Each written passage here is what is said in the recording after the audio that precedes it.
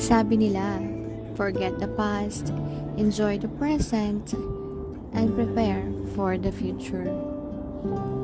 Pero merong malaking papel ang iyong naging nakaraan kung anong meron ka or ano ka man sa kasalukuyan.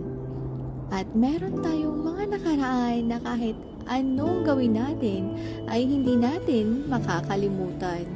At nakatatak na ito sa ating isipan.